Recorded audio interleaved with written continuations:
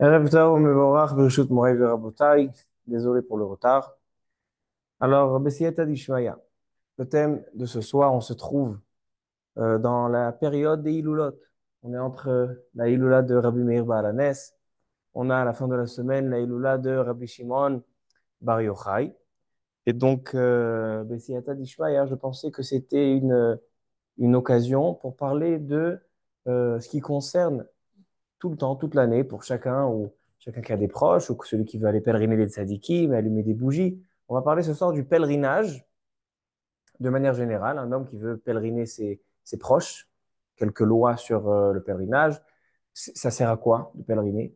C'est pour nous, pour ceux qui ont langui le niftar, c'est pour le niftar, ça lui fait du bien, ça lui fait pas du bien. On peut aller quand on veut. Ça, c'est pour les gens de manière générale et aussi chez les tzadikim. Pèleriner les tzadikim, il y a pèleriner les juifs et à pèleriner les tzadikim. C'est quoi la différence? Donc ça, c'est le partie du pèlerinage. Et les bougies.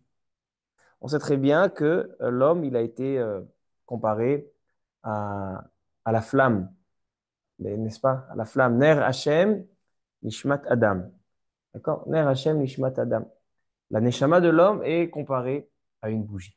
Et donc, on sait qu'un homme, quand il quitte ce monde, alors on allume pendant tous les Shivas, on allume des bougies. Après, pendant toute l'année, on va voir est-ce qu'il y a un inyan d'allumer. Il y en a, ils allument toute l'année. Est-ce que ça sert à quelque chose? Ça sert à rien. Est-ce qu'au contraire, c'est pas bien?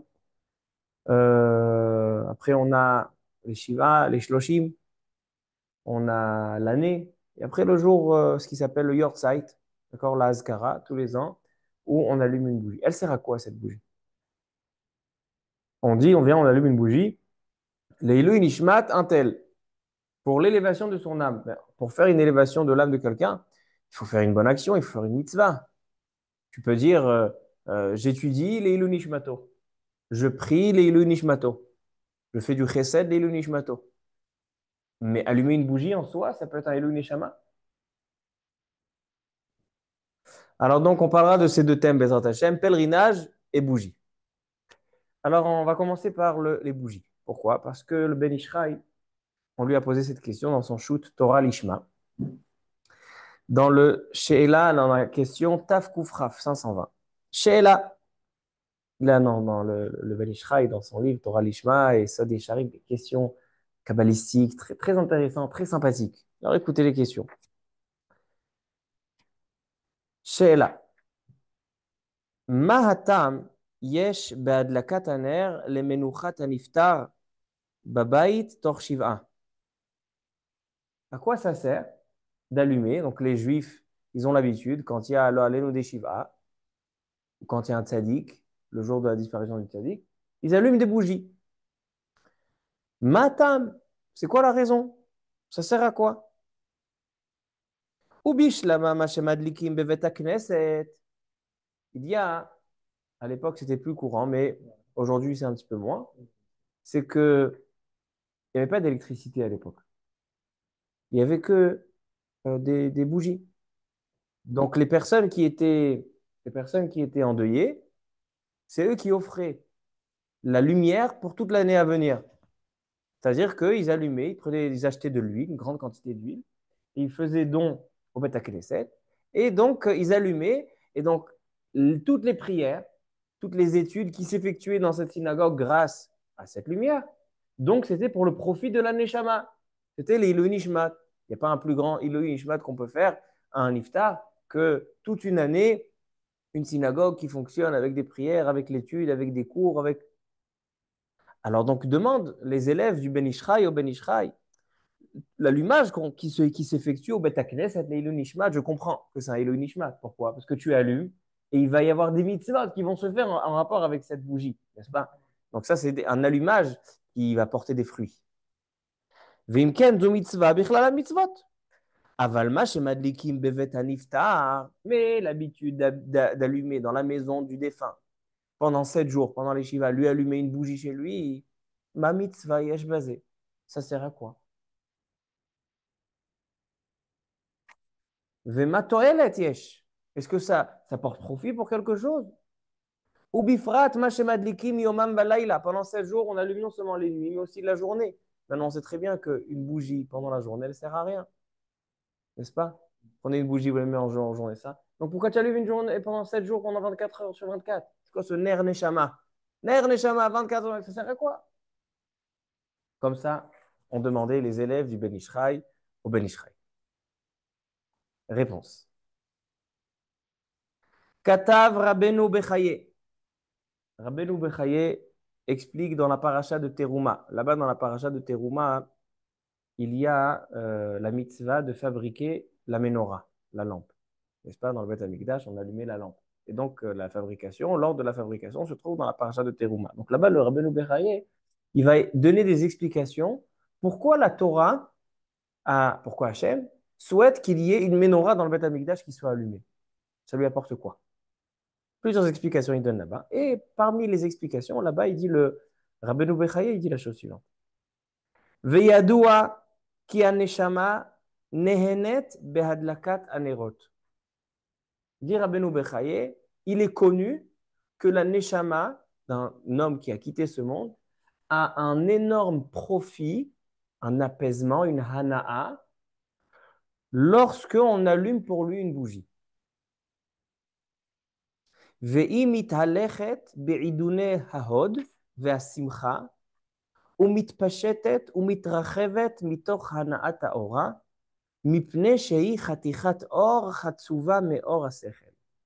Explique Rabbeinu Bechaye, la neshama étant elle-même une lumière de l'au-delà, lorsqu'elle on allume une bougie qui est aussi de la lumière, donc en fait, elle retrouve quelque chose qui lui ressemble, et ça l'apaise, ça lui fait du bien, ça lui fait une ana'a. Afalpi, chez ou Orgoufani, malgré que la lumière de la bougie, elle est physique, et la lumière de la Neshama, elle est spirituelle. Afalpiken, Areze min vemino, c'est la même sorte. Velachen amar Shlomo Amelech, dans Mishle, Ner Hashem Nishmat Adam.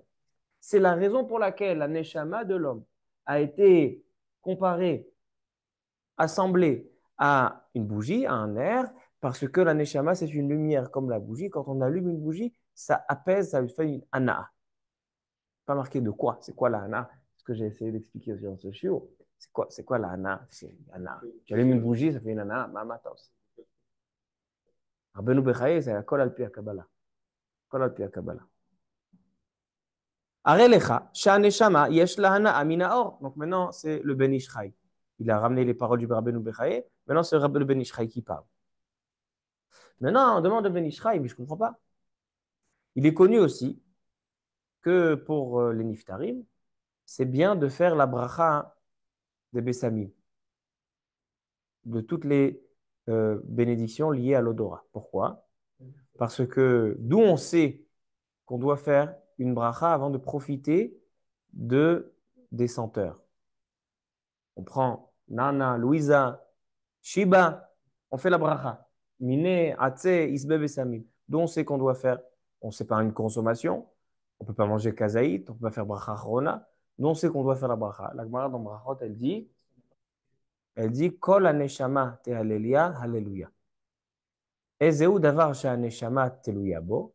C'est-à-dire, Kol aneshama te halelia, pas seulement le corps de l'homme qui remercie, mais il y a aussi la neshama de l'homme qui peut remercier. Et la chose qui fait profiter la neshama et pas le corps, c'est l'odorat, le réach.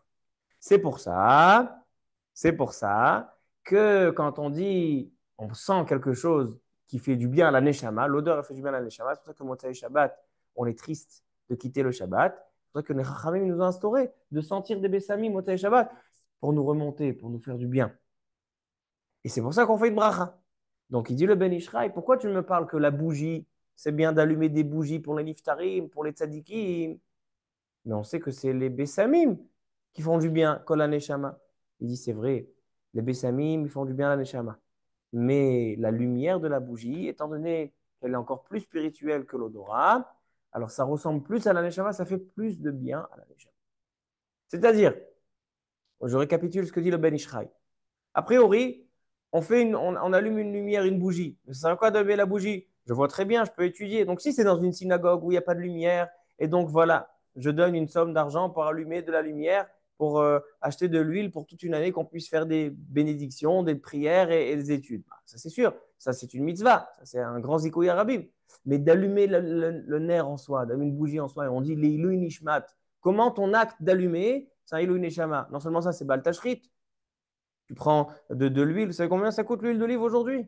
Ça coûte 40 shekels la bouteille, 50 shekels la bouteille. Et il utilise une bouteille par jour qui s'en va. Maïm bal tashrit. Il dit le Ben Ishraï, il dit étant donné que ça fait du bien à la Neshama, donc tu es en train de nourrir et faire apaiser la Neshama du Niftar. Mais ça, il faut essayer de comprendre. Pourquoi? Parce que ça ressemble à la Neshama. Parce que la Neshama, elle est comparée à un nerf. Alors donc, quand on allume un nerf, ça lui fait du bien. Comment ça marche? J'aimerais comprendre avec vous ce soir. Ça m'a intrigué. On fait des choses, on fait des actions dans la vie de tous les jours. Essayons de comprendre un petit peu, de s'identifier plus à nos actions. Continue le Ben Ishraï. ועל כן, בתוך השבעה, ברוך הבא, אשר נפש הנפטר עודנה מצויה בתוך הבית, la neshama du niftar est encore dans la maison où elle a quitté ce monde, לכן, מדליקים לנר, et il dit selon ça, il dit le Ben Ishraï, selon ça, quelques chidushim. Premier chidush, qu'il n'y a aucun inyan, c'est-à-dire ça ne sert à rien d'allumer pendant les shiv'a une bougie permanente quand ce n'est pas dans la maison que le niftar a quitté ce monde. Par exemple, si le niftar il a quitté ce monde, il était à l'hôpital, c'est là-bas qu'il faut allumer le nerf. Si tu allumes dans le Bet Avelim, ça ne sert à rien. Baltashrit. Parce qu'il dit le Ben Ishraï, c'est seulement l'endroit où la Neshama se trouve. On allume le nerf parce que ça apaise la Neshama. Maintenant, si la Neshama elle n'est pas là, la Neshama elle se trouve dans la maison où elle a quitté ce monde. Dans l'endroit où elle a quitté ce monde, c'est là que la Neshama se trouve pendant 7 jours. Après, le 7e jour, elle remonte en haut.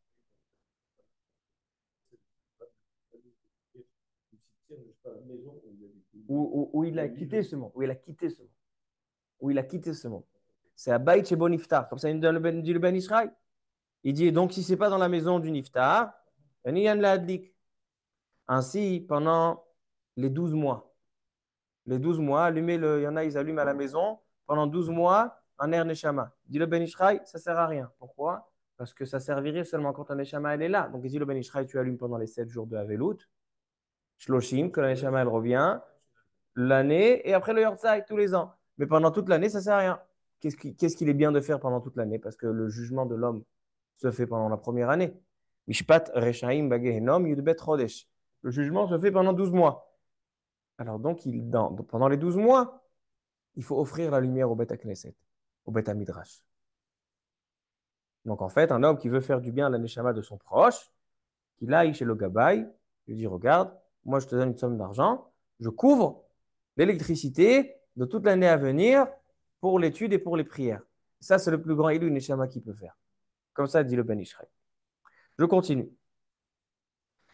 Ainsi, le profit pour l'âme peut se faire seulement lorsqu'on dit explicitement que cet allumage est l'Eiloui Nishmat. Parce qu'étant donné que cet allumage de cette bougie va s'identifier à cette Neshama, on est obligé de le dire par la parole. Il dit ça ressemble à quoi? Un homme qui fait des courses pour Shabbat. S'il veut imprégner de Kedusha de Shabbat les courses qu'il fait, il doit dire Arezeh lichvot Shabbat. Arezeh lichvot Shabbat, comme il y a dans la Sugia, dans Bet Shammai et Bet Hillel, que chaque chose qu'il voyait, il disait Arezeh lichvot Shabbat, Zeh lichvot Shabbat, Zeh lichvot Shabbat. Donc on voit ici que la parole a capacité de rattacher une chose spirituelle à une chose physique. C'est pour ça que j'ai envie de prendre la lumière de la bougie, qui est physique certes, mais qui est assez spirituelle. Je veux le rattacher à la Neshama qui est spirituelle, je dois le dire explicitement. D'accord? Et le Ben Ishraï continue, plusieurs chidushim, mais c'est comme ça qu'il termine. Velachen, conclusion, Vadaï, Tov venachon, shemadlikim betor hashiv'a babait, vechen tor yudbet chodesh babet knesset, bechol shana bayortzait, ויאמר הבן, הריני מדליק שמן למאור למנוחה ולעילוי נשמת של אבי מורי ואימי מורתי. Et ça, ומקיים בזה, et il accomplit comme ça la mitzvah de Kibud Avahem. C'est une mitzvah de Horaïta, donc d'allumer ces bougies-là, parce que c'est une mitzvah de Kibud Avaim, parce que tu leur fais une hana. C'est comme si, dans le vivant, tu lui donnes un verre de café, alors là, c'est fois 1000. Parce que tu lui apaises la neshama, c'est oh de terana agdola, c'est un grand profit, et donc c'est kibbout d'aven. À tel point les poskim ils sont allés loin, et c'est rapporté dans les poskim de notre génération, et d'autres, le Khatam Sofer, Rabbi Yosef, et d'autres, qu'un homme, pendant Yom Tov, il a la skara de son père, et il a oublié d'allumer le ner neshama avant Yom Tov, il peut allumer pendant Yom Tov un ner neshama.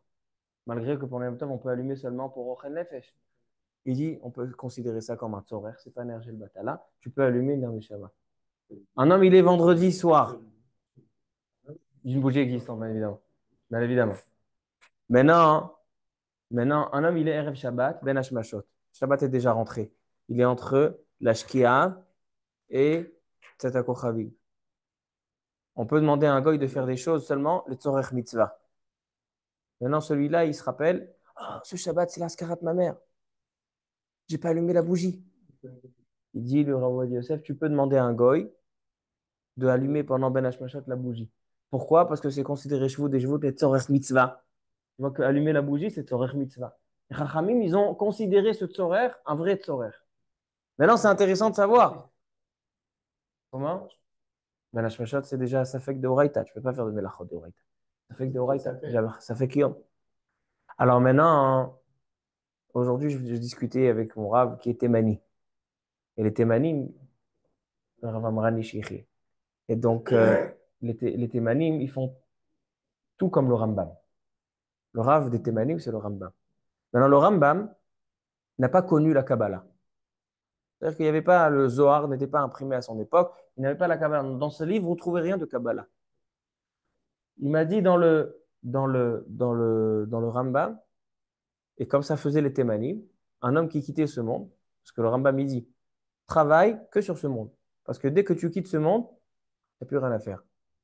Kevan Shadam Met, un homme qui quitte ce monde, Nasa Hofshim Ina Mitzvot. Il n'a plus aucune idée, il peut plus s'élever en haut. Il dit, selon le Rambam, il n'y a pas de notion de Ilouï Neshama après la ptira. C'est-à-dire que selon le Rambam, un homme qui quitte ce monde, il l'enterrait comme ça, les Thémanim. Ils enterraient et après, il n'y avait rien. Ni Shiva, ni la fête, la cérémonie des Shiva, ni le Kaddish, ni Shloshim, ni Yortzeit, rien du tout. Il dit le Rambam, En malasot achare ptirato shel adam. Il y avait les Shiva, le deuil, c'est la Vélim, c'est Dina de Gemara. Mais tout le reste, le Kaddish, tout ça, c'est pas marqué ni dans la Gemara, ni dans le Talmud, ni nulle part c'est marqué. C'est marqué où? Dans tous les poskim qui ont fait la connaissance de la Kabbalah. Le Ramban, donc c'était à l'époque du Rambam, le Ramban, que lui était Mekoubal, lui, il dit que quand il y a les Shiva, quand il y a les Shloshim, on va au cimetière, comme on verra tout à l'heure, c'est la Inyan de Ishtatrut al-Kivret Tzadikim et à Ishtatrut al-Akvari. Mais en tout cas, la bougie aussi s'est rapportée. La bougie s'est rapportée dans le Rama, dans le Rishonim, dans le Maharil. Kayam Kippour, on allume des bougies, le Nishmat. Et donc, c'est basé sur la Kabbalah, comme il dit, comme il dit Rabbeinu Bechaye, que c'est connu, Alpi à Kabbalah, que la Neshama, elle profite du nerf. Mais ce n'est pas un dîner de Gemara, vous ne trouverez pas ça dans la Gemara. D'accord? Donc, ça, c'est la source. Maintenant, on va essayer d'expliquer un petit peu. Alors, j'ai dit, on a plusieurs halakhot intéressantes.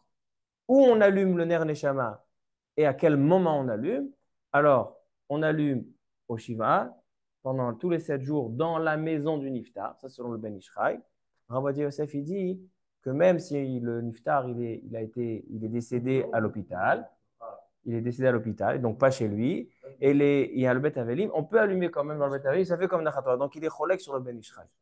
D'accord? Le Ben Ishraï, il dit seulement dans la maison où le Niftar, il a quitté ce monde. Mais selon Rabbi Yosef, il peut aussi dans la maison des Avelim. Maintenant, pendant 7 jours, 24 heures sur 24, après pendant les jours du mois, les Shloshim, l'année et le Yortzeit, et les 12 premiers mois, au Bet Knesset, offrir l'éclairage. Ok. Maintenant, il y a encore un lieu qui est très important d'allumer là-bas le Ner Neshama, c'est sur la tombe. Sur la tombe, sur la Matzeva, étant donné que, pourquoi on fait une Matzeva? La Matzeva, c'est la pierre tombale. La pierre tombale, on le fait à la fin des 7 jours. Il y a marqué dans les poskim, Alpi Kabbalah, que la Neshama ne peut trouver de repos seulement quand on fait la Matzeva. La Matzeva, c'est très important. Et donc, c'est vrai que dès que se termine les Shiva, on fait une Matzeva et la Neshama après réside sur cette Matzeva-là. C'est pour ça que le meilleur Nir Neshama, c'est de faire, quand on va au Kever le jour de l'année, le jour du mois, etc., de le faire au Kever même, de le faire là-bas. Ok. Maintenant, il y a une halakha intéressante. Il y a une halakha intéressante. C'est que Rav Ovadia Yosef la ramène dans Chazon Ovadia Aveloutre, les guimel. Il dit un homme, il n'a pas de bougie. Non, il n'a pas de bougie. Est-ce qu'il peut faire le Ner Neshama avec une torche? Rav Ovadia Yosef, il dit oui. Ramène les poskim, il dit oui. Il dit que c'est aussi un profit pour la Neshama de faire. Alors maintenant, j'aimerais, Birchoutrem, juste donner une explication qui m'est venue à l'esprit. Essayer de comprendre quel rapport il y a parce que la Neshama est comparée au nerf et qu'elle est une lumière. Alors, si tu allumes un nerf Neshama, ça lui fait du bien. Et donc, c'est un Ilou Neshama. Pourquoi? Alors, il y a une Gemara dans Masechet Ketubot. La Gemara dans Masechet Ketubot, à la page 103. La Gemara raconte une histoire. Rabbi Yehuda Anassi. Comment il s'appelait Rabbi Yehuda Anassi? Rabbeinu Hakadosh. Rabbeinu Hakadosh. Rabbi Yehuda Anassi, le jour de son départ, de son décès, il a fait appeler ses enfants. Ses enfants sont rentrés, il leur a dit, regardez, première chose, restez proche de votre mère et respectez-la et occupez-vous d'elle. Première chose qu'il leur a dit. Deuxième chose qu'il leur a dit, je souhaite que ma table soit toujours bien dressée et que la bougie soit toujours allumée. Comme ça, Rabbi Yehuda Anassi, dans ma Masechet Ketubot, page 103. Pourquoi il leur a demandé d'allumer la bougie? Il voulait faire des kishoufis, des sorcelleries, des collègues. Tout le temps. Raconte la Gemara, parce que c'est rapporté là-bas dans Rashi, dans la Gemara, dans la suite de la Suga. Rabbi Yehuda Anassi comptait rendre visite sa famille tous les Erev Shabbat. Tous les vendredis soirs, Rabbi Yehuda Anassi venait chez sa famille. Et qu'est-ce qu'il dit à Féméod? Qu'est-ce qu'il dit là-bas, Rabbi Akiva Eger, au nom du Sefer Chassidim? Et c'est Rabbi Yehuda Anassi qui était venu avec son corps, avec ses habits, et il faisait kidouche le vendredi soir, il a quitté sa famille. Il a quitté sa famille du kidouche. Tous les poskim vont s'étonner, mais comment c'est possible?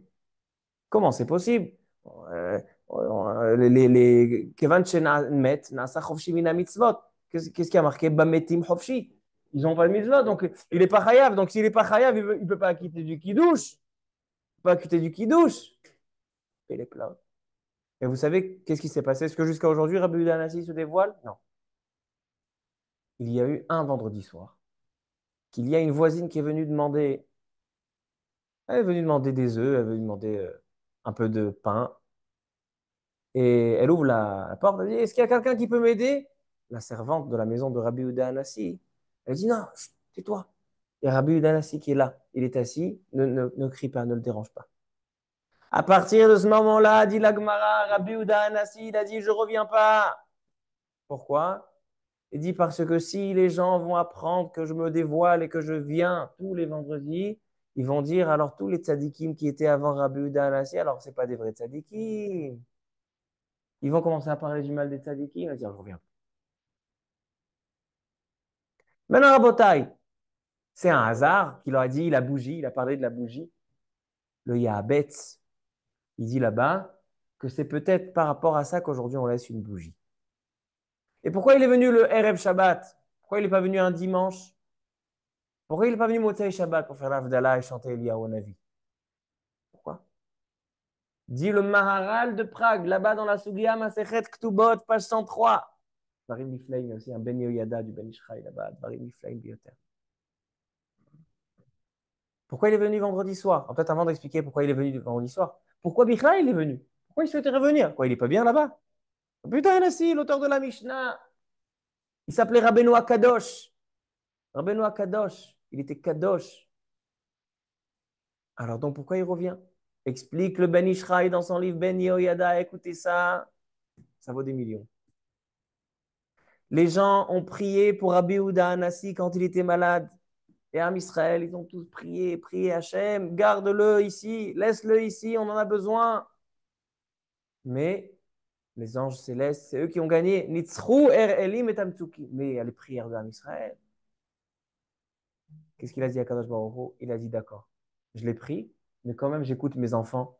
Ils ont besoin de lui. Pourquoi ils ont besoin de lui? Parce que le tzaddik, il protège. Alors il a dit à Rabbi Uda Anasi, tu vas devoir redescendre en bas de temps en temps parce que ta présence, tu seras vivant en bas, ta présence et tes mitzvot que tu accompliras, ça protégera la génération. Donc en fait, la génération, ils n'ont pas perdu de ton départ. Ils n'ont pas perdu ta protection. Comme ça dit le Ben Yoyada. Ok, c'est pour ça qu'il doit revenir. Mais pourquoi vendredi soir? Alors explique le Maharal de Prague. Rabbi Uda Anasi, quand il décide de descendre, il est en fait, c'est un homme qui est maintenant du spirituel. Il va retrouver le matériel. Donc en fait, il est entre le matériel et le spirituel. Donc il peut venir que pour le Shabbat. Le Shabbat qui est un jour qui est d'un côté, c'est un jour matériel physique, mais d'un autre côté, on le transforme en jour spirituel. Le seul jour qui peut venir, c'est seulement Shabbat. C'est pour ça qu'il venait vendredi soir. Et moi, j'ajoute à cela. C'est pour ça qu'il fallait que ça soit par une bougie. La seule matière qui est d'un côté une matière physique, mais d'un autre côté une matière spirituelle, c'est la bougie. C'est pour ça que pour que Rabbi Yehuda Hanassi se dévoile dans ce monde et descende de l'au-delà, il fallait que ce soit d'une part dans un moment élevé, Shabbat, et par l'intermédiaire d'une matière élevée, c'est la bougie. Et c'est-à-dire, en fait, maintenant, je peux comprendre peut-être, je tente, hein, je ne dis pas que j'ai raison. Peut-être c'est pour ça qu'on allume les bougies pour les niftarim. Pourquoi c'est bien d'allumer les bougies pour les niftarim? Parce qu'en fait, quand tu allumes une bougie pour un niftar, il descend. Il se trouve ici présent. Et le seul moyen pour lui d'essayer de se réinstaller un petit peu en bas pour profiter de ses proches, de ses Maasim Tovim qu'ils font, et même d'agir parfois dans ce monde, c'est seulement par la bougie. C'est-à-dire que tu veux être mâcheré et ta neshama, tu veux faire redescendre la neshama, j'ai allumé une bougie. C'est pour ça qu'ils disent des poskim que le meilleur endroit pour allumer une bougie, c'est où? C'est à l'endroit du kever. Pourquoi? Ou bien pendant les Shiva, dans la maison du Niftar. Pourquoi? Parce que c'est là qu'il va y avoir cette connexion avec la Neshama. On a dit que pendant 7 jours, la Neshama se trouve dans la maison. Et sur la Matseva, c'est là où la Matseva descend, où la Neshama descend. Et pour pouvoir faire installer la Neshama, qu'elle ait du repos à cet endroit-là, il faut qu'il y ait cette matière qui est d'une part matérielle, mais d'une part spirituelle, c'est la bougie. Comme ça, je pense expliquer. C'est pour ça que ça est donné Neshama. C'est ça la Hana'a dont Rabbeinu Bechaye discute. Il dit Rabbeinu Bechaye, il y a doua que la Neshama, quand on allume un air, ça fait une Hana'a, ça fait un profit à la Neshama. Pourquoi? Parce que le seul moyen de faire résider la Neshama sur quelque chose de spirituel, sur un monde physique, il faut que ce soit par l'intermédiaire de quelque chose qui ressemble à cette chose-là, qui fait la jonction entre matériel et spirituel. Zepirouchi a fait un Ok. Maintenant qu'on a compris ça, entre parenthèses, il y a une très très belle histoire qui est rapportée dans le Chazon Ovadia au nom du Ben Ishraï. Il dit quelque chose que je ne connaissais pas, Chidush Atzum. Il est marqué dans le Sefer Rav Pe'alim qu'il y a eu un Ness une fois dans la ville de Hebron. Et de là, en fait, on entame la deuxième partie du Shio. D'accord? Maintenant, on a dit toutes les lois concernant l'allumage des bougies pour le Niftar. On a dit les moments, etc. Maintenant, on va parler de monter au cimetière, se recueillir sur la tombe. Quel est le Inyan? Qu'est-ce que ça apporte? D'accord? On a compris pourquoi c'est bien d'allumer une bougie pour le niftar. Il a un grand profit de ça. Ainsi pour les tzadikim. Quand on allume l'irvod tzadik, alors donc la neshama réside. On a dit Rabbi Uda Anasi, comment il a résidé dans ce monde? Par la bougie. Alors maintenant, on va essayer de comprendre, c'est quoi le Inyan de pèleriner, le pèlerinage.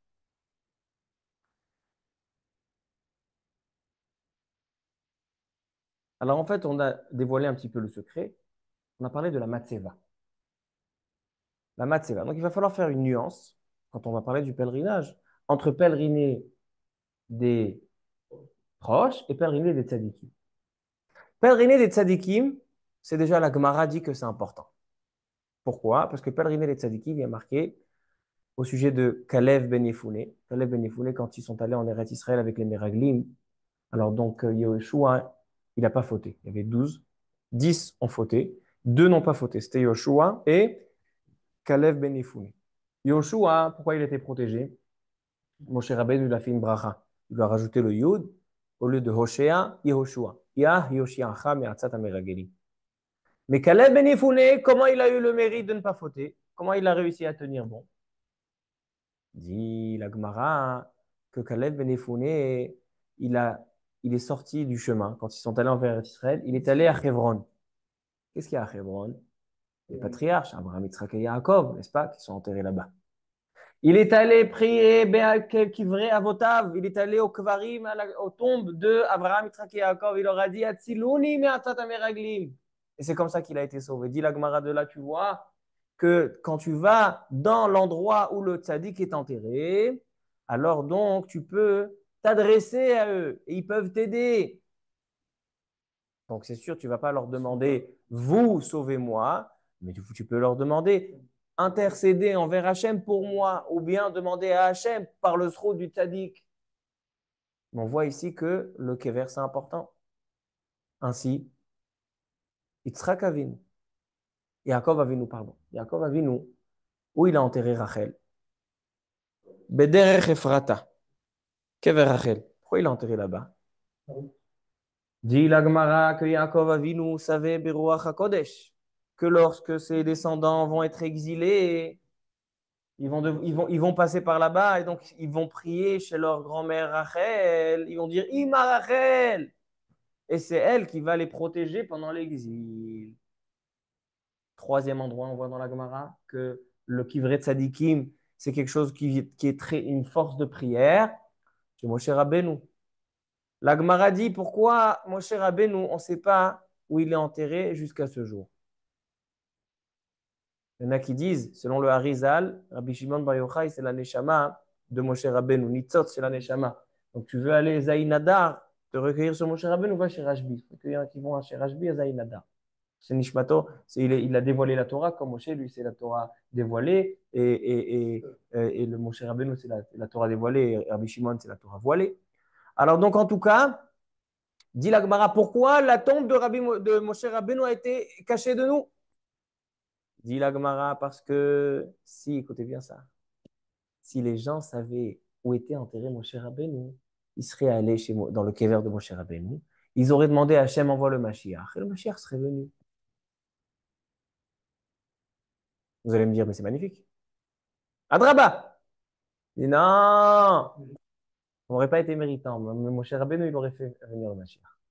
C'est pour ça que l'endroit du kever de Moshe Rabbeinu était caché. Donc on voit ici que le Kivret Tzadikim, c'est un endroit de prière. Alpi à Kabbalah, les Kivret Tzadikim, ils ont aussi une force, pas seulement une force de prière, mais aussi une force de faire descendre le Tzadik sur terre. Selon le Harizal, il y a une notion de Ishtatrut al Kivret Tzadikim. C'est quoi? Il y a pèlerinage. Pèlerinage, c'est visite. Ishtatrut, c'est quoi Shatiach? Shatiach, c'est un tapis. Ishtatrut, c'est que lorsqu'un homme s'allonge complètement sur le kever du tzaddik. Vous avez vu une fois des gens qui vont sur le kever tzaddikim, ils s'allongent complètement sur le kever du tzaddik. Une fois, ça paraît un petit peu bizarre. Mais c'est Alpi à Kabbalah. C'est quoi l'inyan? Lorsqu'un homme il fait Ishtatrut al kever tzaddikim, il s'imprègne d'une certaine facette, je ne comprends pas ce que je dis, mais je vous dis ce qui est écrit, de la neshama du tzaddik. Une partie de la neshama du tzaddik, il s'imprègne de cette neshama. Je vais raconter une histoire avec le Harizal et Rabbi Chaim Vital. Le Harizal, un jour, dans son étude, il a dit à Rabbi Chaim Vital, regarde, il y a une Gemara que j'ai du mal à comprendre. J'ai besoin que tu ailles au Kever. Ils habitaient Tzfat. Il a dit, je veux que tu ailles à la tombe de Abaye et Rava, la Moraïm de la Gemara, que tu fasses Ishtatrut, que tu t'allonges sur leur tombe complètement, et je vais te donner un secret de Kabbalah pour pouvoir t'imprégner de leur Neshama, qu'ils acceptent d'entrer en toi, et comme ça tu reviens et je te poserai des questions et tu me répondras à des questions pour que je comprenne la Gemara. Écoutez cette histoire. Donc, le Harizal, il dévoile à Rabbi Chaim Vital, son fidèle élève, il lui donne les secrets. Maintenant, Rabbi Chaim Vital, il prend la route. Mais il a peur d'oublier le Yichud et le Zivou. Il a peur d'oublier. Qu'est-ce qu'il fait? Il s'assoit sur un rocher et il fait Chazara. Il révise. OK. Il révise. Je me rappelle, c'est bon. Il va chez Abaye Verava, il fait le Yichud et il revient chez le Harizal. Lorsqu'il rentre chez le Harizal est très étonné. Il se lève et il dit Baruch haba Benayahu ben Yehoyada. Benayahu ben Yehoyada, à l'époque des prophètes, des Nevi'im. Baruch haba Benayahu ben Yehoyada. Rabbi Chaim Vital, il ne comprend pas. Il était faire le Yichud chez Abaye et Rava, pas chez Benaya ou Ben Yehoyada. Il n'a rien dit.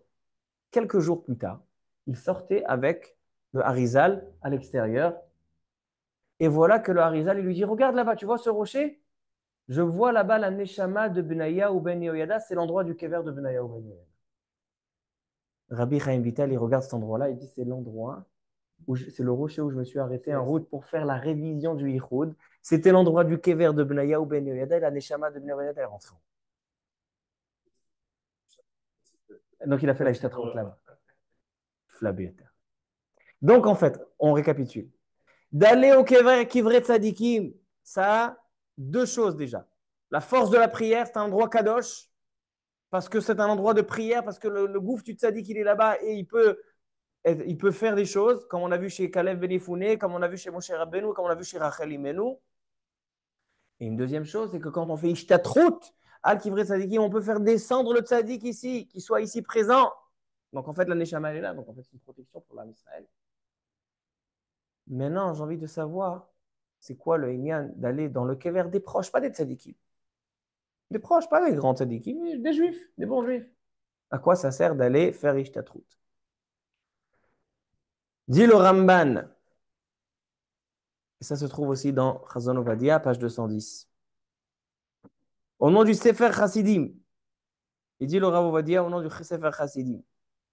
Il dit Yesh Hana'a Lametim, Keshe Ohavehem, Olchim al Kivrehem, Umevakshim al Nishmatam Tova, Umetivim Lahem Beoto Olam. וגם כשמבקשים מהם, הם מתפללים על החיים, כמו אצל כלב בקברי אבותיו. Dit le Sefer Chassidim.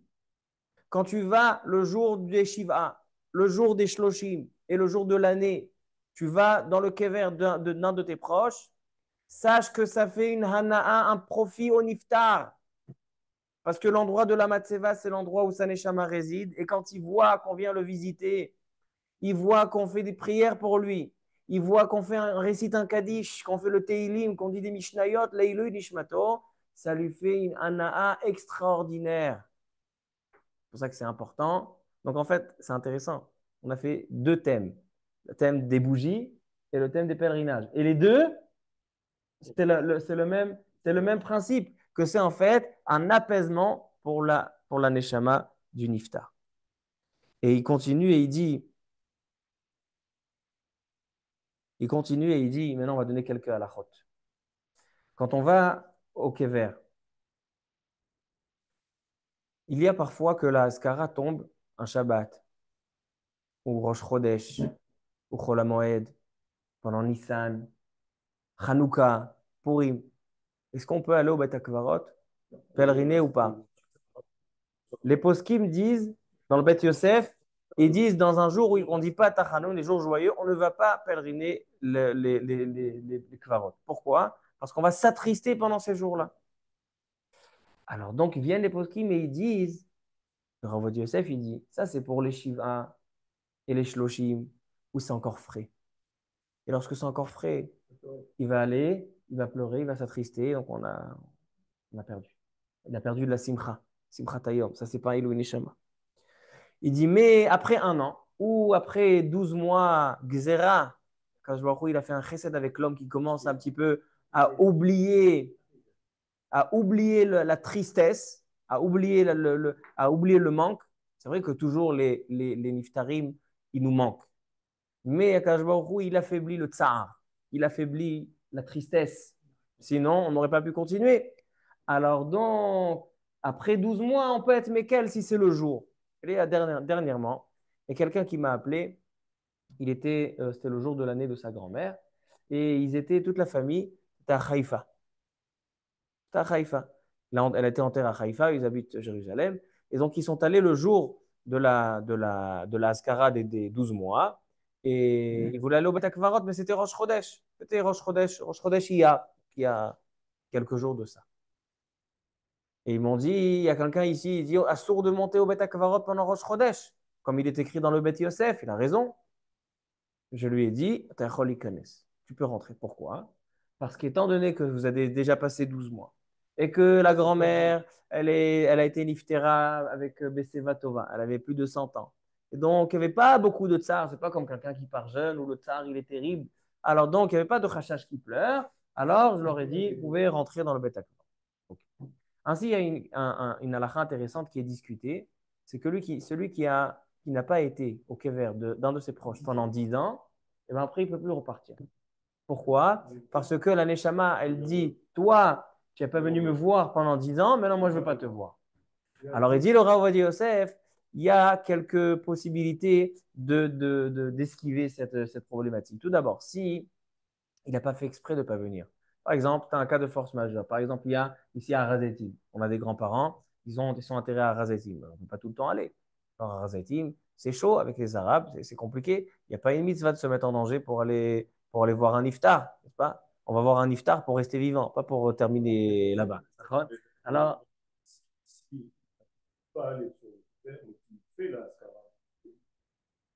alors non, alors ils disent les poskim, étant donné que c'est béonès, c'est pas considéré quelqu'un qui n'est pas allé le voir. Mais il est bien quand même d'envoyer d'abord un étranger qu'il aille au Kever et qui dise au Niftar, regarde, il y a ton fils qui va venir te voir. Comme ça, il dit, ramène le Rabbi Yosef en des poskim, qu'il aille comme faire le shalom. La Haskara, elle doit être faite quand même au même jour. Ah, tu dis, est-ce que quelqu'un il fait la Haskara?